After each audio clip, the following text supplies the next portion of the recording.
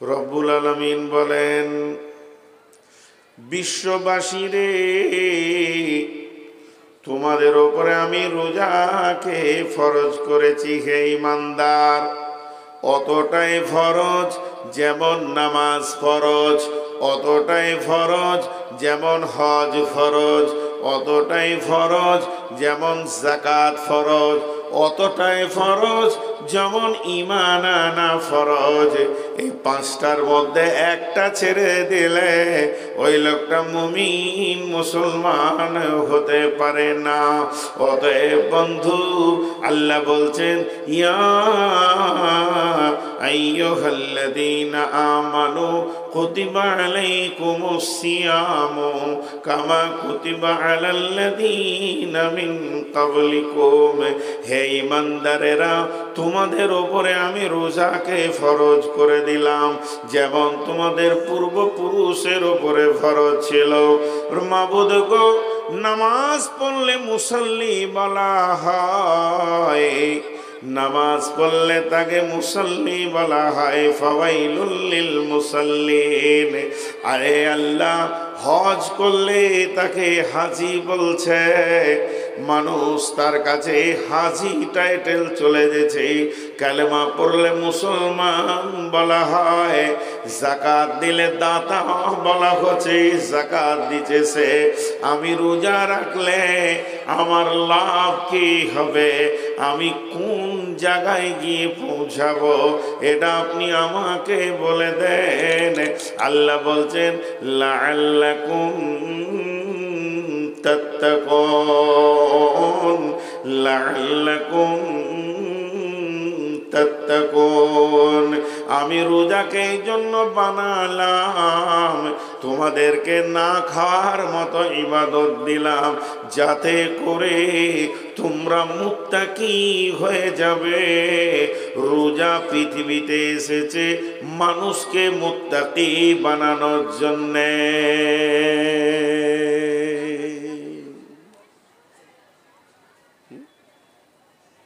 রোজা এসেছে মানুষকে মুত্তাকি বানানোর জন্য। কি আজীব, আল্লাহর প্ল্যানটা কি সুন্দর। মুত্তাকি, আল্লাহ বলছেন, বিসমিল্লাহির রহমানির রহিম, ইন্নাল মুত্তাকিনা ফি দিলালিন ওয়া উয়ুন ওয়া ফাওয়াকিহা মিম্মা ইয়াশতাহুন কুলু ওয়াশরাবু হানিয়াম বিমা কুনতুম তা'মালুন।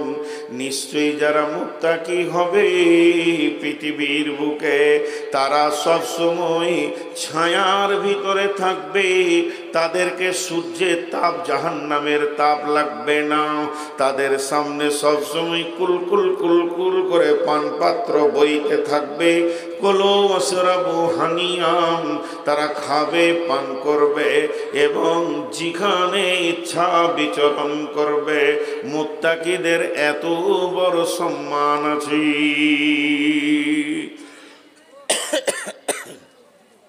নাম্বার 2, মুত্তাকি হলে কি লাভ হবে? আল্লাহ বলেছেন, ইন্নালিল মুত্তাকিনা মাফাজা হাদাইকা ওয়া আনাবা ওয়া কাওয়াইবা আতরাবা ওয়া কাআসান দিহাকা লা ইয়াসমাউনা ফিহা লাগওয়ান ওয়ালা কিযাবা। ও পৃথিবীর মানুষ, তোমরা যদি মুত্তাকি হও, তোমাদের কোনো চিন্তা নাই। এখন আমরা সবাপুরের মাটিতে বসে আছি, আর আমার আল্লাহ কালাম পাকে বলছেন, হে মুত্তাকির দল, তোমাদের কোনো চিন্তা নাই। যদি তোমরা মুত্তাকি হতে পারো, তাহলে তোমাদের কোনো চিন্তা নাই, কোনো টেনশন নাই। তোমরা কোথায় থাকবে? বাগানের ভিতরে বিচরণ করবে, যেখানে আঙ্গুর ভরপুর রয়েছে, ওয়াহাদাইকা ওয়ানাবা ওয়া কাওয়াইবা আতরাবা, তোমাদেরকে সমবয়স্কা জান্নাতের হুরি নারী দিয়ে তোমাদেরকে আনন্দ দিয়ে দেয়া হবে। সেই জায়গাটা এত আনন্দ, ওই জান্নাতের ভিতরে তোমার স্থান হবে যদি তুমি মুত্তাকি হতে পারো। তাহলে মুত্তাকি হওয়া অনেক লাভ, কিন্তু বায়ান আমার রোজা। আমি আর 1 মিনিট মুত্তাকির কথা বলবো। যারা মুত্তাকি হতে পারবে তাদের কি কি গুণ থাকবে? বিসমিল্লাহির রহমানির রহিম। লাইসাল বিররা আন তুওয়াল্লু উজুহাকুম কিবালাল মাশরিকি ওয়াল মাগরিবি ওয়ালাকিন্নাল বিররা মান আমানা বিল্লাহি ওয়াল ইয়াউমিল আখিরি والملائكة والكتاب والنبيين وآتى المال على حبه ذوي القربى واليتامى والمساكين وابن السبيل والسائلين وفي الرقاب وأقام الصلاة وآتى الزكاة والموفون بعهدهم إذا عاهدوا والصابرين في البأساء والضراء وحين البأس أولئك الذين صدقوا وأولئك هم المتقون। আল্লাহ তাবারক ওয়া তাআলা বলছেন, শুধু পূর্ব পশ্চিমে মাথা নাম করার নাম মুত্তাকি নয়। যদি তোমাকে মুত্তাকি হতে হয়, আল্লাহর উপরে ঈমান, আখিরাতের উপরে ঈমান, ফেরেশতার উপরে ঈমান, কিতাবের উপরে ঈমান, নবীদের উপরে ঈমান আনতে হবে, মাল দান করতে হবে, সালাত আদায় করতে হবে, যাকাত দিতে হবে। যখন কোনো মানুষের সঙ্গে কোনো ওয়াদা করবে তো ওয়াদা পূরণ করতে হবে এবং বিপদ আপদে ধৈর্য ধারণ করতে হবে। এই 10টা গুণ যার ভিতরে থাকবে, আমার রব বলছেন উলাইকাল্লাযীনা সাদাকু ওয়া উলাইকা হুমুল মুত্তাকুন, এরাই হচ্ছে মুত্তাকি। 5-7 মিনিট আমি মুত্তাকির কথা বললাম। কেন বললাম 5-7 মিনিট মুত্তাকির কথা? তার একটাই উদ্দেশ্য, সেটা হচ্ছে আল্লাহ বলছে তোদেরকে আমি রোজা রাখাচ্ছি মুত্তাকি বানাবো। তোদেরকে আমি রোজা রাখাচ্ছি, খেতে দিচ্ছি না, আমি তোদেরকে মুত্তাকি বানাবো। এবার মজাটা লেগে গেছে। আল্লাহ বানিয়ে নেবেন আমাদেরকে। ছোট্ট করে একটা কথা জিজ্ঞেস করব, আপনারা একবার মুখ খুলবেন আল্লাহর ওয়াস্তে। সেটা কি? একটা হলো প্রাইমারি স্কুল 1, 2, 3, 4, বেসিক হলে 5, প্রাইমারি স্কুল। আর একটা হচ্ছে হাই স্কুল। হাই স্কুল বলতে 3টে স্তর: হাই স্কুল, কলেজ, ইউনিভার্সিটি, বিশ্ববিদ্যালয়। ওই দিকটা হচ্ছে বড় ছেলে, এটা হলো ছোট ছেলে। একবার বলেন, সবাই মুখ খুলে বলেন, বড় ছেলে পড়ানো কঠিন না ছোট বাচ্চা পড়ানো কঠিন? সবাই বলেছেন। তা আমি জিজ্ঞেস করলাম, বললেন না কেন? আমি কি আপনাদের কোনো অপরাধ করেছি? আমি তো আপনাদেরকে একটা ছোট্ট কথা জিজ্ঞেস করছি, উত্তর দেবেন। এই খালি তার কাটাটা পার হয়ে গেলে কেমন জবাব দেয় দেখতে হয়। আপনাদের এই ঠোঁটাপাড়া থেকে হাটখোলা, তারাপুর, একদম মনকষা থেকে নিয়ে শিবগঞ্জ থেকে নিয়ে পুরা এলাকা জালসা করেছি আমি। বগলাউড়ি টোগলাগুড়ি, এই পদ্মার ধারে সব গ্রামগুলো, নদীর চড়ে পর্যন্ত জালসা করেছে। তো ওরা জবাব দেয়। আপনারা বলেন, প্রাইমারি স্কুলের ছেলেদেরকে পড়ানো কঠিন না হাই স্কুলের ছেলেদেরকে পড়ানো কঠিন? পার্থক্য কোন জায়গায়? পার্থক্য হচ্ছে হাই স্তরের ছেলেরা নিজেরা পড়াশোনা করে নেয়, আর প্রাইমারি ছেলেদেরকে লোড করতে হয়। ওর ইচ্ছা নেই, ওকে লোড করতে হবে জোর করে। হাই স্কুলে বা কলেজে কোনো একটা বিষয় নিয়ে সাবজেক্ট নিয়ে শিক্ষক পড়াচ্ছেন, হঠাৎ দেখা গেল সময় শেষ, কথাটা কমপ্লিট হলো না, পরের দিন ছাত্ররা নিজেই বলবে স্যার ওই গতকালকের বিষয়টা একটু বলে দেন, ক্লিয়ার হয়নি। আর প্রাইমারি খালি একবার ছুটি বললেই ও ডিগবাজি মারবে যে আজ ঈদ হয়ে গেল, ছুটি মানে কি? জি আমরাও তো দেখেছি, আমরা ম্যাডামের কাছে পড়েছি অ আর রশিদীর্ঘি। তো আমাদের ম্যাডামের বাড়ি ছিল পোপার বর্ধমানে, তো এখানে থাকতো হিন্দু মহিলা, তো পড়তে যেতাম, তো চোরের মতো ক্লাসরুমে ঢুকেছি। তারপরে আমার মনটা খালি বলছে যেন সবাইকে দেখা পায়, আমাকে যেন ম্যাডাম দেখতে না পায়, তাহলে আমি আজকে বিরাট আনন্দ হয়ে যাব। তো নসিব খারাপ, এই আয়, আমাকেই ধরেছে, আয় ওঠ, উঠলাম, আয়, কোনো রকম যে টেবিলে দাঁড়ালাম, আয় বই নে, দে বই দে, বই দে, বইটা দিলাম। সে 3 পাতার বই, বড় বড় অরসি লেখা আছে, বলো বলো বলো বল বলো। ম্যাডাম যখন 12 বার বলছে তখন ছেলে এমনি করে গাটা পাকি বলছে ও। তার মানে শিক্ষক ছাত্র থেকে বেশি পড়ে, এর নাম হলো প্রাইমারি। তো প্রাইমারিতে বানিয়ে নিতে হয়, হাই স্কুলে বেনে নিজে যায়। তো আল্লাহ বলছে মুত্তাকি হলো সব থেকে আপার লেভেলের একটা জান্নাতে ইজ্জত সম্মানের টাইটেল, এবং যত জান্নাতি জান্নাতে থাকবে তার মধ্যে আপার লেভেলের একটা সম্মানী জায়গার নাম হচ্ছে মুত্তাকি। তা আমি রোজাটা তোদেরকে দিয়েছি কেন? যে তোদেরকে আমি মুত্তাকি বানাবো, এর জন্যে দিয়েছি। এবার দেখেন কেমন করে আল্লাহ বানাবেন।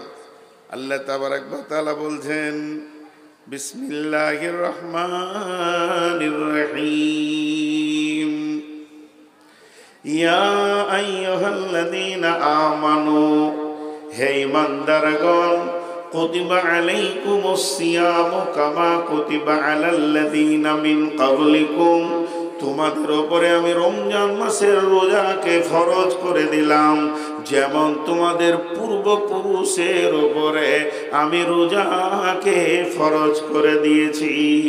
লাআল্লাকুম লাআল্লাকুম লাআল্লাকুম তাত্তাকুন, আমার উদ্দেশ্য হচ্ছে লাআল্লাকুম মানে যাতে করে, তাত্তাকুন মানে তোমরা মুত্তাকি হয়ে যেতে পারো। বন্ধুরা আমার, আল্লাহ তাবারাক ওয়া তাআলা, আল্লাহ তাবারাক ওয়া তাআলা আমাদেরকে মুত্তাকি বানানোর জন্যে এত সুন্দর করে একটা প্রোগ্রাম বানিয়ে দিয়েছেন যে তোমরা আমার রমজান মাসে রোজা যে রাখবে তার জন্যে মুত্তাকি হওয়াটা আসান হয়ে যাবে, এবং তোমরা মুত্তাকি হয়ে যাবে, এতে কোনো সন্দেহ নাই। যেমন আল্লাহ তাবারাক ওয়া তাআলা হাদিসে কুদসির মধ্যে বলছেন বিসমিল্লাহির রহমানির রহিম, ইয়াকুলুল্লাহু আযজা ওয়া জাল কুল্লু আমালিন ইবনে আদামা লাহু ইল্লা সিয়ামা ফাহুয়া লি ওয়া আনা আজজি বি, ইন্নামা ইয়াতরুকু তাআমাহু ওয়া শারাবাহু মিন আজলি। আল্লাহ তাবারাক ওয়া তাআলা বলছেন হাদিসে কুদসির ভিতরে, যতগুলো ইবনে আদম, আদমের সন্তান রোজা রাখে তারা আমার জন্য রাখে, যারা রোজা রাখে তারা আমার জন্য রাখে, যারা রোজা রাখে তারা আমার জন্য রাখে, এবং তাদের রোজার বদলা অন্য কিছু নয়, তাদের রোজার বদলা আমি আল্লাহ নিজেই তাদের বদলা। তার মানে আমি আপনার এই মাদ্রাসার ছেলেদেরকে বললাম যে ফার্স্ট হবে একটা কোরআন পাবে, সেকেন্ড হবে তো একটা হাদিস দিব, আর থার্ড হবে তো তাকে একটা কলম দিব, আর সান্ত্বনা প্রাইজ অমুক দিব, তসুক দিব, এতগুলো প্রাইজের ঘোষণা করলাম। আর তারই ভিতরে বললাম যদি কেউ 5000 হাদিস মুখস্থ শোনাতে পারে তাকে আল্লাহকে দিয়ে দিব, মানে আল্লাহ একটা নিজেই প্রাইজ। এটা আমি বোঝানোর জন্য বললাম, উদাহরণ দিলাম। তেমনি আমার আল্লাহ বলছেন যারা খাওয়া ছেড়ে দেয়, পান করা ছেড়ে দেয়, তারা আমার জন্য ছাড়ে, অন্য কারোর জন্য ছাড়ে না। অতএব এই আমলটার বদলা অন্য কিছু নয়, এর বদলা আমি আল্লাহ নিজেই তার হয়ে যাব। কত বড় ইবাদত! একটা ছোট্ট কথা বলছি, আর এটা মগজে, ব্রেনে একদম পিনের মতো গেঁথেলেন। পৃথিবীর বুকে কোরআন আর হাদিসের 1 থেকে 100 এ থেকে জেড পর্যন্ত যত আমল এসেছে, যত আমল এসেছে, যত আমল এসেছে, সব আমল লোক দেখানি করা যায়। সব আমাল লোক দেখানি করা যায়। আমি বক্তব্য রাখছি অহংকারের সঙ্গে, লোকে বলবে বিরাট বক্তা, আল্লাহর কাছে লাত খাবো। আমি সুর করে কোরআন শরীফ পড়ছি এমন সুন্দর করে, লোকে বলবে কারি, আল্লাহর কাছে লাত খাবো। আমি শহীদ হচ্ছি, বীর হয়ে লড়াই করে জান চলে গেল, লোক বলবি কত বীর রে, আল্লাহর কাছে লাত খাবো। আমি নামাজ পড়ছি লোক দেখিয়ে, আল্লাহর কাছে লাত খাবো, মানে বদলা পাবো না, বদলা পাবো না, বদলা পাবো না কোনো আমল। আমি দান করছি, লোক বলবে ওরে সুবহানাল্লাহ, কত বড় দাতা রে, আল্লাহর কাছে লাত খাবো। তার মানে হচ্ছে পৃথিবীর যত আমল আছে, ওই আমলটা যদি কেউ নিয়ত করে যে আমি লোককে দেখিয়ে করছি, সম্ভব সম্ভব সম্ভব সম্ভব সম্ভব সম্ভব। কিন্তু একটা আমল আছে পৃথিবীতে, যেটা 1000 নিয়ত করলো লোক দেখানি হয় না, সেটা হলো রোজা, সম। আল্লাহ বলছে যারা খায় না, পান করে না, তারা আমার জন্যই করে না। যারা খায় না, পান করে না, তারা আমার জন্যই করে না। একটা উদাহরণ দিচ্ছি, বুঝাবার জন্য বলছি। আপনার বাড়ি পারদাওনাপুর, আপনার বাড়ি সভাপুর, হঠাৎ আপনার মায়ের ওষুধ আনতে হবে, কিংবা পাম্প মেশিনে একটা পার্টস লাগবে। মাসটা রমজান মাস, ভোরবেলায় উঠে সাহারি খেয়ে ফজরের সলাত পরে বের হয়ে চলে গেলেন ধুলিয়ান ডাক বাংলা। মাল পেছেন না, ওষুধও পেছেন না। একজন বলল এই পাঁচটা বহুত পুরাতন আপনার মেশিনটা, এই পাঁচটা যদি নিতে হয় তো বহরমপুর গেলে পেয়ে যাবেন, আপনার কাজের জরুরি ছিল। আপনি মারলেন টান বহরমপুর, ওখানে যখন পৌঁছালেন তখন 10টা বাজে, কেবল দোকান খুলল, মালটা নিলেন, আস্তে আপনার 12টা 1টা ধুলিয়ান হয়ে গেল। এরপরে আপনি নদী পার হলেন, প্রায় বাড়ি ঢুকতে 2টা বাজছে, প্রখর রোদ। আর এই রোদে জার্নি করে ভিতরটা মরুভূমি হয়ে গেছে, মনে হচ্ছে যেন এক জকে হবে না, 1 বালতি পানি লাগবে তবেই জানটা ঠান্ডা হবে, তাছাড়া মনে হয় যেন ভিতরটা মরুভূমি হয়ে গেছে, শুকনো ঢোক গিলা হচ্ছে। তারপরও আমি গোসল রকম করে গায়ে তেলটা নিলাম, এবার গোসলখানায় গেলাম, মেশিনটা চালিয়ে দিলাম, কিংবা বিবিকে বললাম বেগম রে তুমি আমার কলটা চেপে দাও, একটু গাটা ঠান্ডা করে নি। আমি মগে করে পানি নিয়ে মাথায় ঢালছে, শীতল পানি আমার চামড়াকে ঠান্ডা করছে, ভিতরে যেন আমার দিল বলছে ওই পানিটা 1 গ্লাসও কম করে প্রয়োজন ছিল। কিন্তু ওই পানিটা যখন মুখের ওপর দিয়ে যেছে, তখন আমি ঠোঁটটাকে চেপে ধরে নিয়েছি। ওই অবস্থায় পানি ঢালতে ঢালতে যদি 2-3 ঘুঁট খেয়ে নি, পৃথিবীর কেউ দেখতে পাবে না, কারো ক্ষমতা নয়, গাঁওয়ালা দেখবে না, মুসল্লি দেখবে না, ইমাম দেখবে না, মসজিদ দেখবে না, হাজি দেখবে না, গাজী দেখবে না। তারপরও আমি খেলাম না, মুখটাকে আরো চেপে ধরছি যাতে করে 1 ফোঁটা না চলে যায়। এরপরে আমার গোসল হয়ে গেল, সালাত আদায় করলাম। বিবিকে বললাম তুমি বাইরে থাকো, আমি একটু ঘরের ভিতরে ফ্যানটা চালিয়ে দিই। ফ্যানটা ঘুরতে শুরু করলো আর চুপ করে বিছানায় শুয়ে গেলাম। চৌকির নিচে মাছ আছে, মাংস আছে, ভাত আছে, রুটি আছে, ফ্রিজে কোল্ড ড্রিঙ্কস আছে, কলা আছে, আপেল আছে, আঙ্গুর আছে, জুস আছে, সমস্ত খাবারের ভান্ডার রয়েছে। ঘরের ভিতরে কেউ নাই, আব্বা নাই, মা নাই, বিবি নাই, সন্তান সন্ততি নাই। দরজা লাগানো আছে, হুড়কাও লাগিয়ে দিতে পারবো, সমস্ত কিছু ক্লিয়ার। এরপরও আমার মন বলছে না যে এক ঘট ফ্রিজের পানি পান করেনি। এটা কেন বলছে না? একমাত্র আমার দিল বলছে, আমার আল্লাহ দেখছে। এখন যদি আমি একটা আঙ্গুরও খেয়ে নিই, সারা পৃথিবী না দেখলেও আল্লাহ দেখছে। এই জন্য আমার আল্লাহ বলছেন, নিশ্চয় আমার গোলাম খাওয়া পান করা ছেড়েছে, আমার জন্যই ছেড়েছে।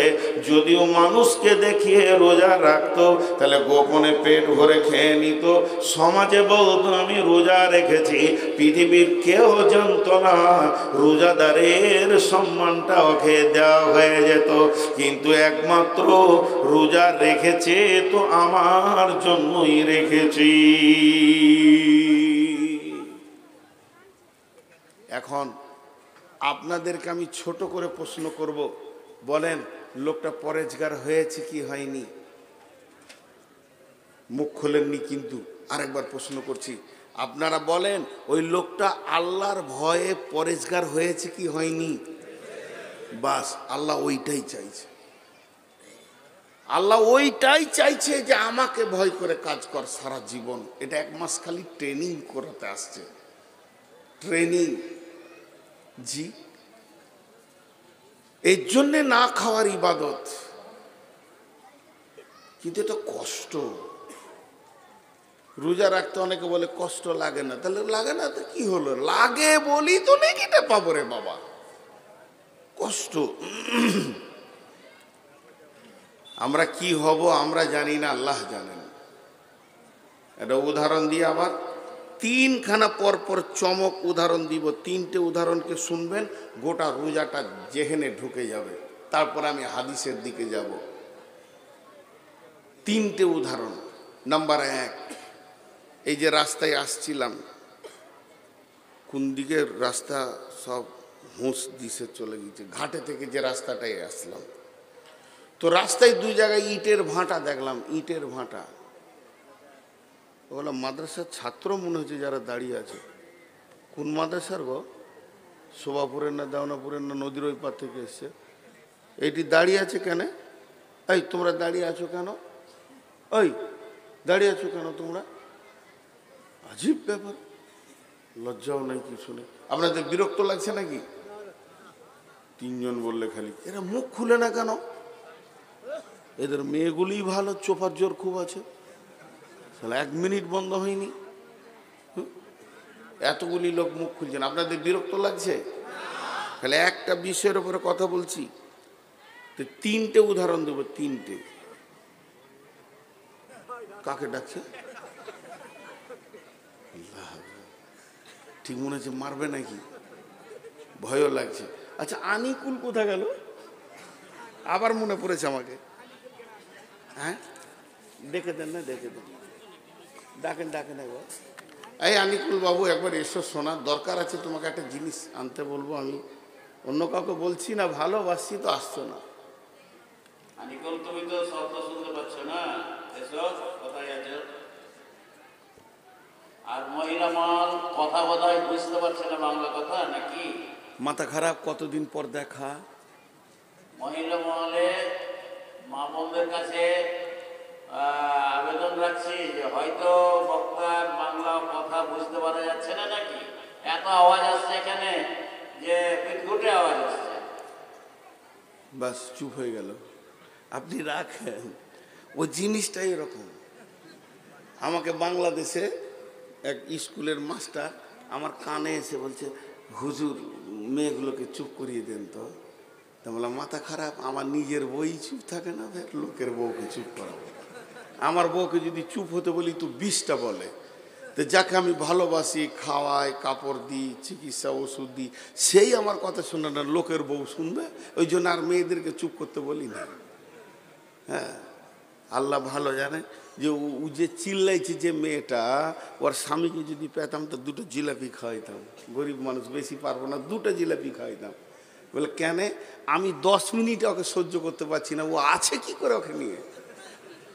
হ্যাঁ, সংসার করছে কি করে ওইরকম মেয়েকে নিয়ে? আল্লাহ আকবার, কি যে আজাবে আছে ওই জানে, কাউকে বলতে পারছে না, চিল্লা চিল্লি মেয়ে। তো উদাহরণগুলো মন দিয়ে শোনেন।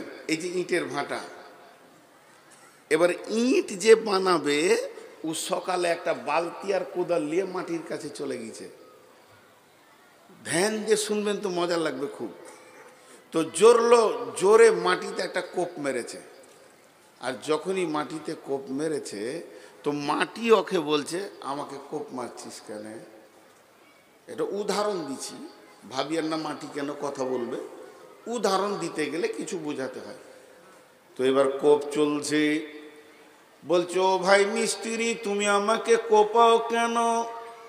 মিস্ত্রি উত্তরে বলছে, চুপ করে থাক, সহ্য কর, দাম তোরই বাড়বে। বুঝে গেল? কোপ খেলো, খানিক বালু ছিটিয়ে দিল, তারপরে 2 বালতি পানি ছিটিয়ে দিয়ে লাত মারতে শুরু করেছে। লাত মারলে দাম বাড়ে না কমে? আপনারা উঠেছি যদি আমার চোপায় লাত মেরে দেন, দাম বাড়বে না কমবে? কমবে। কিন্তু যখন লাত মারতে শুরু করেছে, সঙ্গে সঙ্গে মাটি বলছে, বন্ধু তোমার কি গরু চুরি করেছিলাম নাকি? এত লাতটাও কেন? বলছে চুপ কর, তোরই দাম বাড়বে। লাত খেলো, এরপরে রোদে শুকাতে দিল। যখন শুকিয়ে টনটনে হয়ে গেছে, তখন বলছে, বন্ধু পানি দাও সামান্য। বলে চলবে না, নষ্ট হয়ে যাবে। রোজাদারের অবস্থা তাই। এখন তোমাকে আমি বানাচ্ছি, আর এই অবস্থায় তুমি পানি চাইছো, চলবে না। এবার ভাঁটি শুরু হলো। পাশে যখন কয়লা এলো, তখন ওই সুখাইট মিস্ত্রিকে ডেকে বলছে, বন্ধু এমন একটা জাতকে আমার পাশে দিয়েছো, দেখি তো নোংরা, তারপরেও নিজে জ্বলবে আর একজন কেউ জ্বালাবে, এত কষ্ট কেন তুমি আমাকে দাও? তখন ও বলছে, ধৈর্য ধর, তোরই দাম বাড়বি। যখন চচ্চরে হয়ে পুড়ে গেল, মিস্ত্রি বলছে, যত ভালো পুড়বি তত দাম বাড়বে, আর ছালো ঢবি তা আবার লাত খাবি, রাস্তায় ফেলবে লোক। এবার দেখা গেল 1 নম্বর গ্রেটে লাল ইট হয়ে পুড়ে গেছে। তখন ওই ইটকে 1 নম্বর, 2 নম্বর, 3 নম্বর থাকিয়ে রেখেছে, ভাঙা চোরা এক পাশে রেখেছে, ছালটগুলো আর একদিকে রেখে দিয়েছে। তখন বন্ধুরে, মাদ্রাসাওয়ালা, মসজিদওয়ালা, কলেজওয়ালা, স্কুলওয়ালা, কোম্পানি ইট কিনতে গেছে।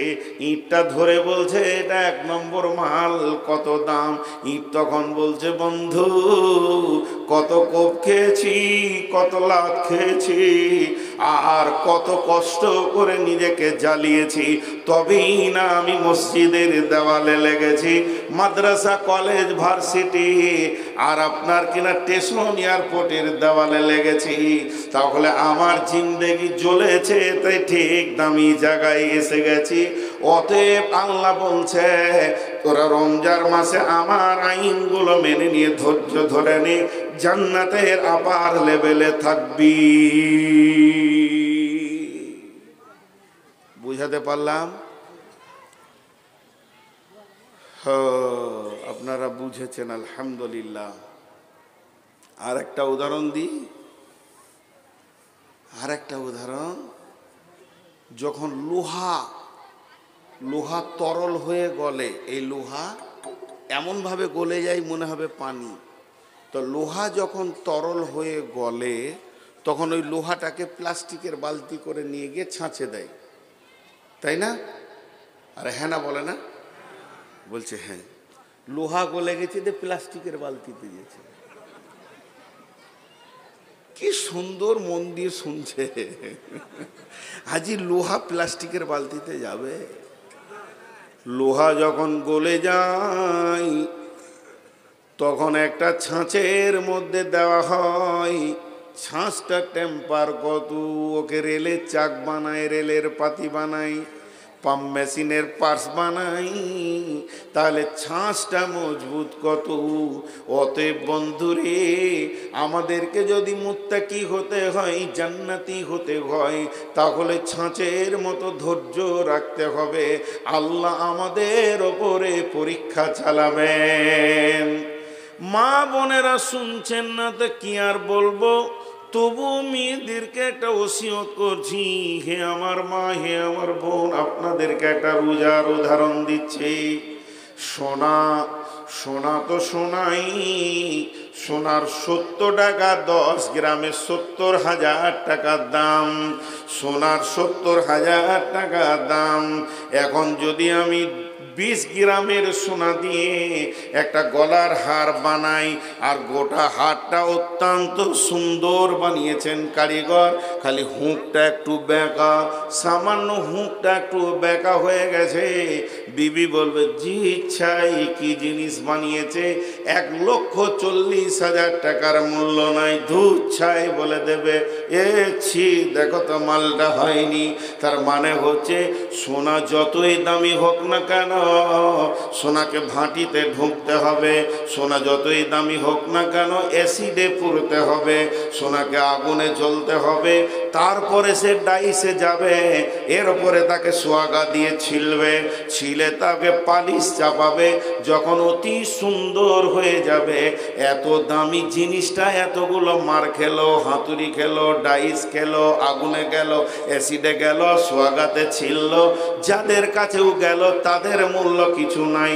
সোয়াগার খুব বেশি তো 30-40 টাকা কেজি। হাতুড়িতে যে মার খেয়েছে, ওই লোহার হাতুড়িটা খুব বেশি 80-90 টাকার কেজি। আগুনের মূল্য নেই। কয়লার আর কত দাম। এদের ভিতরে ঢুকে ওই সোনা সুন্দর যখন হয়ে গেল, তখন ওর দাম কেমন বাড়লো। মেয়েরা নিজের কাঁচা চামড়াকে ফুটিয়ে ঝুলিয়ে দিল, নাককে ফুটিয়ে ঝুলিয়ে দিল, তাতে তার ব্যথা হলো না, আবার খিলখিল করে হাসছে, কান নড়াচ্ছে, নাক নড়াচ্ছে। অতএব হে মুমিন, যখন রমজানের রোজাকে আমরা একগ্র চিত্রে মেনে নিতে পারবো, তো আমার রব আমাদেরকে এত সুন্দর বানাবেন যে আমরা জান্নাতের অলংকার হয়ে যাব। এর জন্য আল্লাহ বলেছেন লাআল্লাকুম তাত্তাকুন, আমি তোমাদেরকে রোজা রাখাচ্ছি এই জন্যে যাতে করে তোমরা মুত্তাকি বেনে যাবি।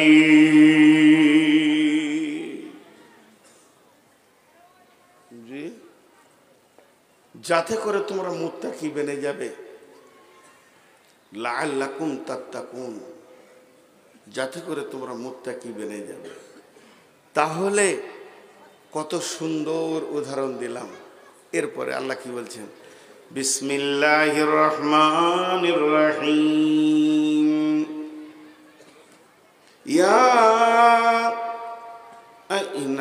ইন্না আনজালনাহু ফি লাইলাতিল কদর ওয়া মা আদরাকা মা লাইলাতুল কদর লাইলাতুল কদরি খায়রুম মিন আলফি শাহর। আল্লাহ তাবারক ওয়া তাআলা বলছেন, এই রমজানের ভিতরে লাইলাতুল কদর বলে একটি জিনিস রয়েছে, সেটা কুড়ি রোজার পরে বিজরের ভিতরে খুঁজতে হবে। অনেক তাফসীর, অনেক মুফাসসির অনেক রকম কথা বলেছেন। তার মানে এক কথায় বুঝালেন, ওই রাতটা কত দাম। এক রাত যদি কেউ পেয়ে যায়, তাহলে তার 1000 মাসের কাজ হবে। এত বড় ইবাদত আল্লাহ তাবারক ওয়া তাআলা রমজানের ভিতরে লুকিয়ে রেখেছেন। আল্লাহ অন্য জায়গায় বলছেন, শাহরু রমাজান আল্লাযী উনজিলা ফীহিল কুরআনু হুদাল লিন্নাস। এই মাসটা এমন মাস, এই মাসে কোরআন নাজিল হয়েছে মানুষের জন্যে, হেদায়েতের জন্যে। 21শে রমজান কোরআন নাজিল হয়েছে। এই মাসটা রমজান মাস, এই মাসটা রহমতের মাস, এই মাসটা মাগফিরাতের মাস, এই মাসটা নজুলে কোরআনের মাস, এই মাসটা হেদায়েতের মাস, এই মাসটা আপনার জিহাদের মাস। এই ইসলামের প্রথম জিহাদ হয়েছে রমজান মাসে। 17 রমজান বদরের যুদ্ধ হয়েছে। অতএব বন্ধু, এই মাসটার ভিতরে অনেক কিছু লুকানো আছে, শুধু রোজা নয়। এই মাসে কোরআন নাজিল হয়েছে, নজুলে কোরআনের মাস, কোরআনের জন্মদিন রমজান মাসে লুকানো রয়েছে। এটা তেলাওয়াতের মাস, এটা ইবাদতের মাস, এটা মাগফিরাতের মাস, এটা রহমতের মাস, এটা বরকতের মাস, এটা জিহাদের মাস, এটা হেদায়েতের মাস, এটা নূরের মাস, অন্ধকার দুর্ভিতের মাস। এই মাসটার অনেকগুলি সম্মান লুকানো রয়েছে, আমাদের সামনে তত্তর করে এগিয়ে আসছে। এই জন্যে কবি বলছেন, এ রমজানেরই রোজাদারের দুইটি খুশি